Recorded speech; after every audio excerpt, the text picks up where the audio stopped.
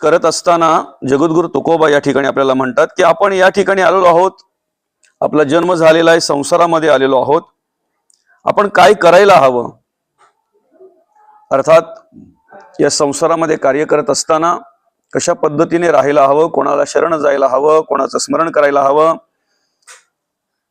याचं मार्गदर्शन या ठिकाणी जगद्गुरु तुकोबा आपल्याला करतात. ते मार्गदर्शन करत असताना जगद्गुरु तुकोबा म्हणतात, आलिया संसारा उठा वेग करा, शरण जा उदारा पांडुरंगा. आपण या ठिकाणी जन्माला आलेलो, आपण काय केलं पाहिजे, भगवंताला शरण गेलो पाहिजे. कारण का तर देह हे काळाचं आहे, धन कुबेराचं आहे, येथे मनुष्याचे काही नाही. काय आहे येथे मनुष्याचे? आणि तसं जर पाहायला गेलं तर आम्ही आयुष्यामध्ये जे जे काही कर्म करतोय, जे जे काही कार्य करतोय, आम्हाला जे प्राप्त होतंय हे सगळं कोणाच्या कृपेने प्राप्त झालेलं आहे. तर देता देवविता, नेता नेवविता, इथे याची सत्ता काय आहे. म्हणून आपण जे जे काही कार्य करतोय संसारामध्ये, प्रपंचामध्ये, आध्यात्मिक क्षेत्रामध्ये भक्ती करत असताना, परमार्थ करत असताना निमित्त मात्र आपण पुढे असतो, मात्र सगळं काही कार्य करून घेणारा कोण असतो तर पांडुरंग परमात्मा असतो, भगवंत असतो. निमित्ताचा धनी केला असे प्राणी. पण जर त्या पांडुरंग परमात्म्याचं विस्मरण झालं तर शेवटी तुका म्हणून व्यर्थ गेला. बरं का, जर देवाचं विस्मरण झालं, पांडुरंग परमात्म्याचं जर विस्मरण झालं, तुम्हा आम्हाला सांभाळणाऱ्या देवाला जर आपण विसरलो तर मग शेवटी तुका म्हणून व्यर्थ गेला. अशा प्रकारे मार्गदर्शन या ठिकाणी जगद्गुरु तुकोबा आपल्याला करतात. असो ज्या निमित्तानं आपण या ठिकाणी आपण दररोजचं चिंतन करतोय, बरं का, आपल्या या उशीद गावातील आणि हे भोईर परिवार, आणि भोईर परिवाराचे आपले सर्वांचे आवडते दादा कैलासवासी माणिक गुरुनाथ भोईर दादाला बुधवार दिनांक 14 जानेवारी 2026 रोजी देवाज्ञा झाली. आणि दादा गेल्यानंतर आपण तिसऱ्या दिवसापासून या ठिकाणी रोजचं जगद्गुरु तुकोबांच्या आणि अभंगावर या ठिकाणी चिंतन करत असतो. आपल्याला जसं ज्या पद्धतीने जमल त्या पद्धतीने पांडुरंग परमात्मा ज्या पद्धतीने आपल्याला बुद्धी देईल त्या पद्धतीने या ठिकाणी आपण चिंतन करण्याचा प्रयत्न करतोय. कारण आपल्यातून जो माणूस निघून गेलेला आहे त्याच्या आत्म्यास चिरशांती लाभावी, त्याला चांगली गती मिळावी, या उद्देशाने या ठिकाणी 13व्यांच्या पर्यंत आपण वेगवेगळ्या कार्यक्रमांचं आयोजन करत असतो. त्यामध्ये आपण प्रत्येक वेळेला वेगवेगळ्या प्रकारचे ग्रंथ वाचन करायचो, पोथ्या वाचन करायचो. पण या वेळेला आपण खरं तर प्रत्येक अभंगावर रोजचं चिंतन आपण या ठिकाणी करत असतो, श्रवण व्हावं या उद्देशाने, भगवंताचं नामस्मरण घडावं या उद्देशाने. आज जवळजवळ दादा जाऊन 6 दिवस झाले, 6वा दिवस आज, नाही का. तर आपण या ठिकाणी अजून एक दिवस उद्याचा दिवस आपण या ठिकाणी चिंतन करणार आहोत. कारण मग 22 तारखेला आपल्याला इकडे गणपतीचा कार्यक्रम चालू असेल, त्या ठिकाणी कार्यक्रमाचं आयोजन केलेलं असेल. त्यामुळे मग इथे कशा पद्धतीने काय करायचं ते आपण नियोजन करू. असो, तर जन्म झालेला आहे आपला, खऱ्या अर्थानं मृत्यू प्रत्येकाला आहे. कधी कोणाला जगाचा निरोप घ्यावा लागेल सांगू शकत नाही. प्रत्येकाची वेळ वेगवेगळी आहे, प्रत्येकाचं टायमिंग वेगवेगळं आहे, प्रत्येकाचा दिवस वेगवेगळा आहे. पण प्रत्येकाला मात्र जावं लागणार आहे, प्रत्येकाला ह्या जगाचा निरोप घ्यावाच लागणार आहे, हे सत्य आहे. तुमच्या आमच्या आयुष्यामध्ये बऱ्याचशा गोष्टी सत्य आहेत, बऱ्याचशा गोष्टी सत्य आहेत. खरं तर नेमकं झालं काय माहिती आहे का, आम्ही भ्रमामध्ये आल्यामुळे, आम्ही विस्मरणामध्ये आल्यामुळे, आम्हाला भगवंताचं विस्मरण झाल्यामुळे नेमकं काय झालं तर ते सत्य आम्ही बाजूला ठेवलं आणि असत्याच्या मागे लागलो. शाश्वत जे आहे, जे चिरकाल टिकणारं आहे ते बाजूला राहिलं आणि नाशिवंताच्या मागे आम्ही राहिलो. नाशिवंताला आम्ही आपलंसं करत राहिलो. नाशिवंताविषयी आमच्या अंतःकरणामध्ये आसक्ती निर्माण झाली, ममत्व निर्माण झालं. आणि मग त्यामुळे काय झालं तर सत्याला आम्ही दुरावलं गेलो, सत्य आमच्यापासून दूर झालं गेलं. आता जगामध्ये बऱ्याचशा गोष्टी सत्य आहेत, आपल्या आयुष्यामध्ये बऱ्याचशा गोष्टी सत्य आहेत. त्यापैकी एक सत्य असलेली गोष्ट म्हणजेच देव आहे, बरं का. सगळ्यात महत्वाची आणि प्रत्येकाने त्या सत्याची ओळख घ्यावी अशा प्रकारची एक गोष्ट, एक विषय म्हटल्यानंतर तो काय, की या जगामध्ये देव आहे, या चराचरामध्ये देव आहे, तुमच्या आमच्या मनामध्ये, तुमच्या आमच्या अंतःकरणामध्ये, तुमच्या आमच्या देहामध्ये देव आहे. आणि तेच सत्य असं आहे की देव आहे म्हणून हे सगळ्या प्रकारचं कार्य सुरू आहे, बरं का. साले हे शरीर कुणाचे, सत्य कोण बोलवी ते हरिविणा, देखवी ऐकवी एक नारायण तयाचे भजन चुकू नका.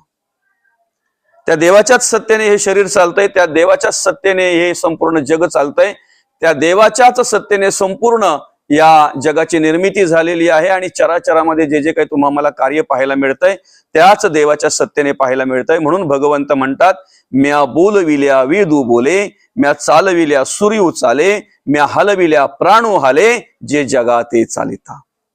बरं का, काय देवाची सत्ता आहे बघा ना.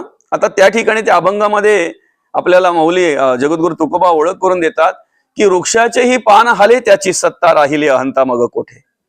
वृक्षाचं पान सुद्धा त्याच्या सत्तेने हलतंय. पण कधीतरी देवाने केलेल्या कार्याची जर आम्ही ओळख घेतली की ते देवाने ह्या सृष्टीची निर्मिती कशी केलेली आहे, कशा पद्धतीने कार्य सुरू आहे बघा.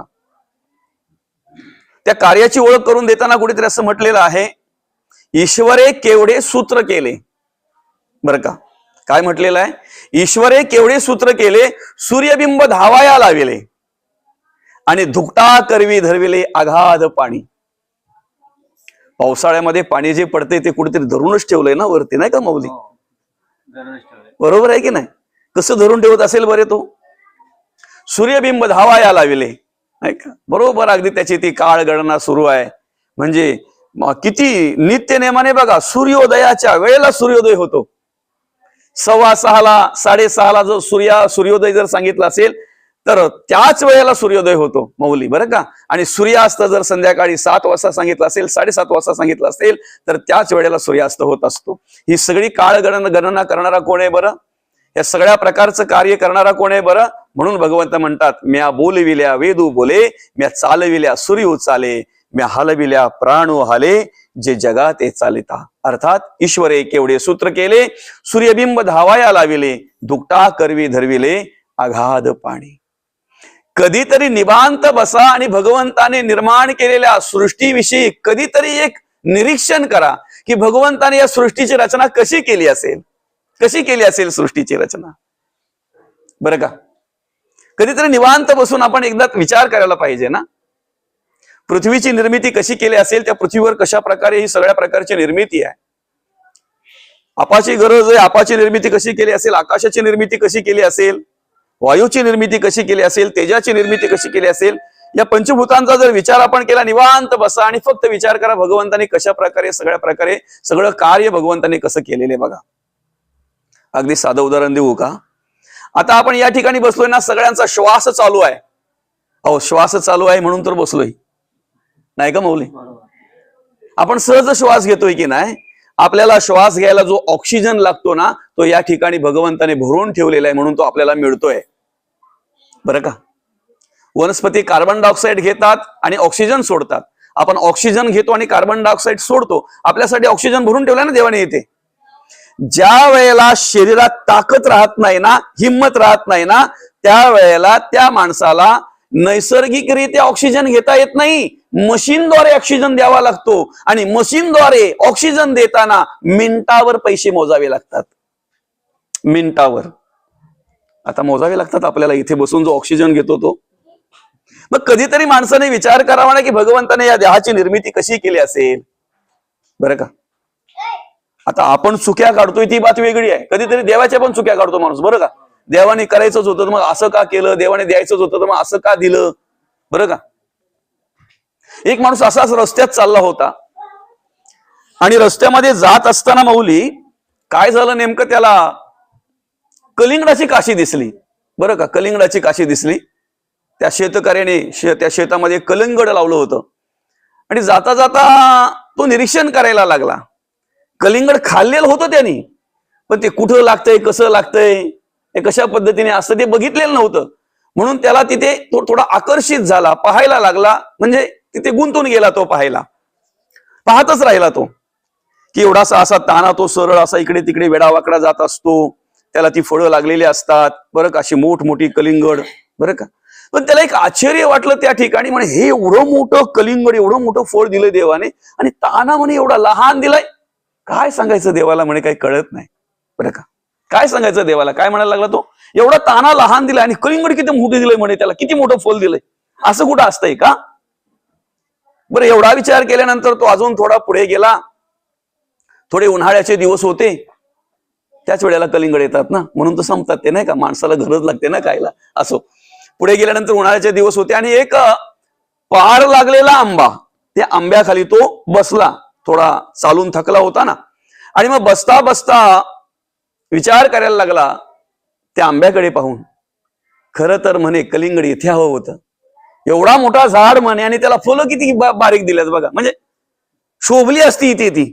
एवढा मोठा झाड आहे ना, ही एवढी एवढी लहान लहान फुलं शोभत नाहीत म्हणे, असे मोठी फुलं असते ना, याला कलिंगड जर असतं ना मस्त वाटलं असतं म्हणे, नाही का.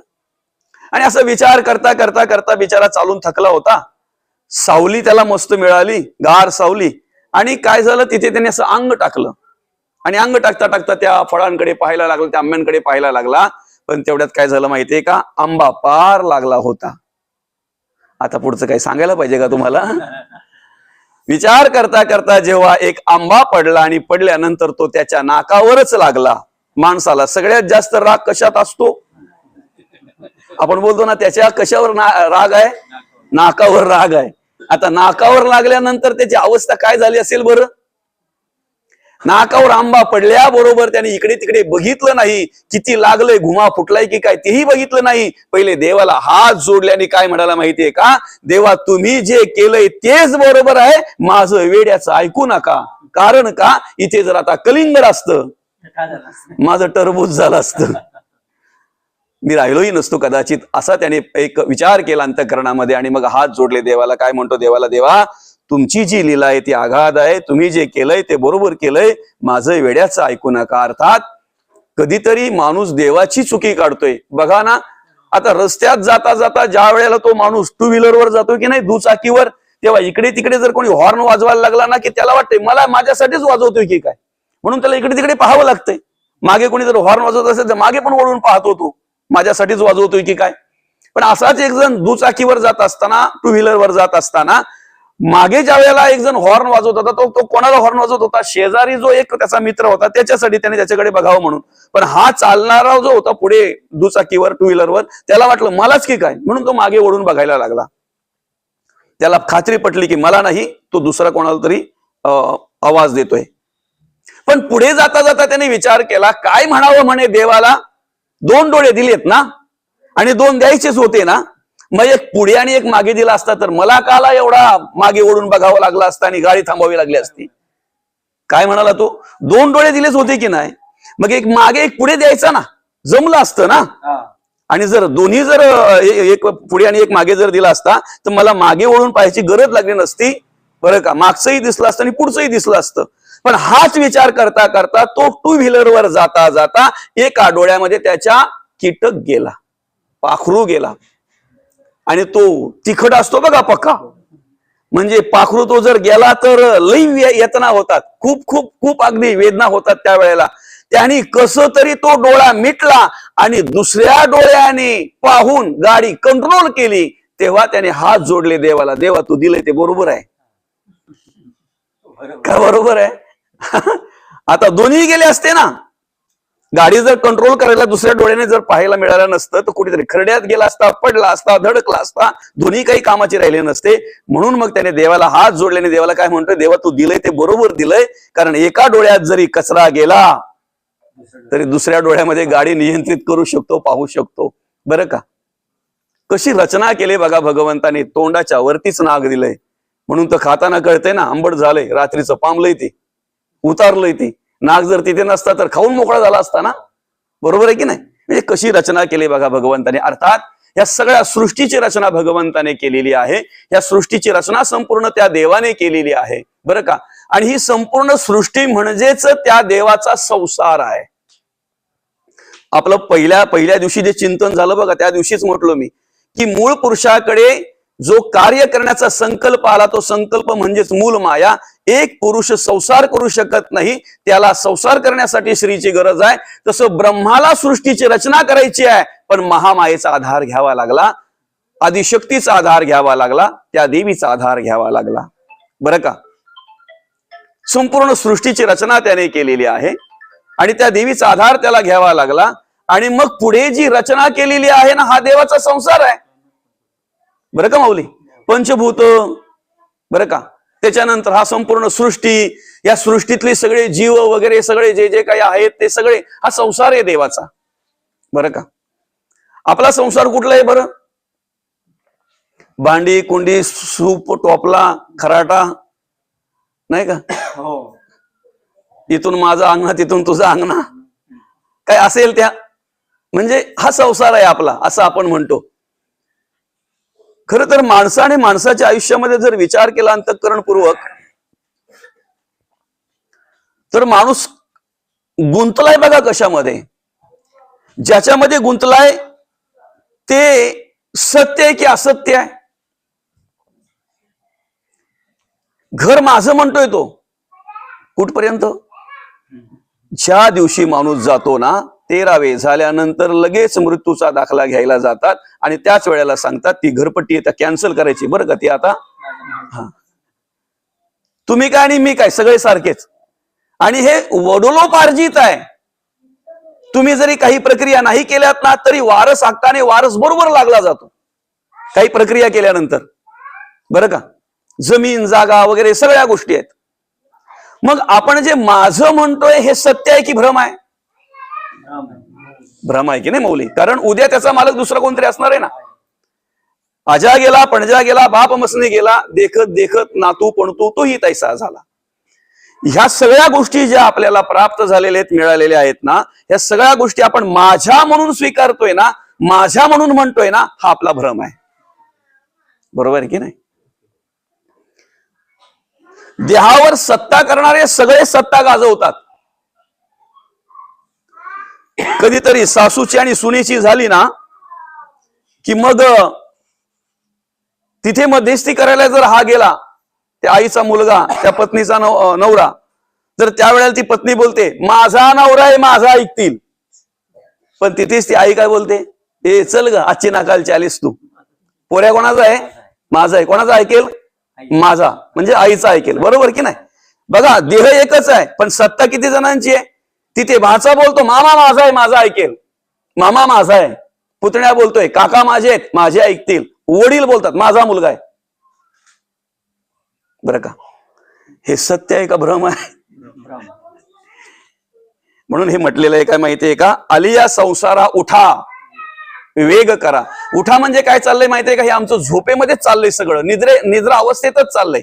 अज्ञानामध्ये राहणं, अज्ञानामध्ये जगणं, अज्ञानामध्ये वागणं. अज्ञान म्हणजे निद्रा आहे, अंधश्रद्धा म्हणजे निद्रा आहे, देहबुद्धीच्या अधीन राहणं म्हणजे निद्रा आहे, त्याच्या पलीकडं मायेच्या अधीन राहणं म्हणजे निद्रा आहे. आणि आम्ही निद्रेतच चाललोय.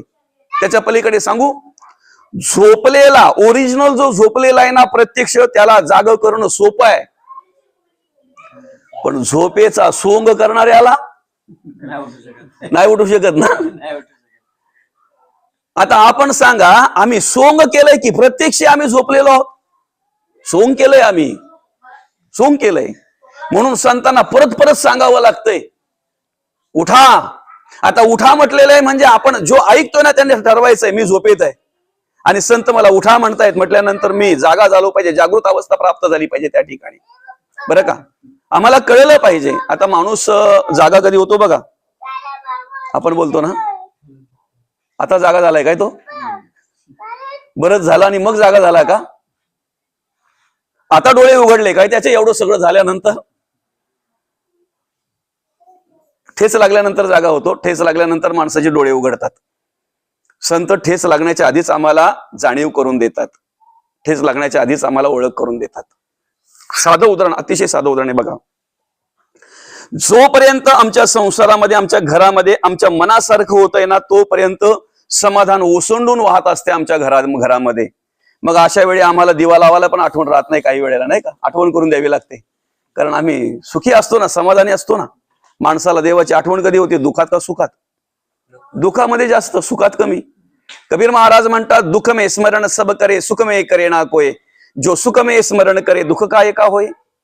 बरं का, ज्या वेळेला आमच्या घरामध्ये असं सगळ्यांचं व्यवस्थित पटलं जातंय, सगळ्यांचं व्यवस्थित मनासारखं होतंय ना तोपर्यंत समाधान ते ओसंडून वाहत असते, सुख ओसंडून वाहत असते. त्यावेळेला प्रत्येकाला असं वाटतंय आमचा संसार कधी नाहीच संपल तर बरं आहे.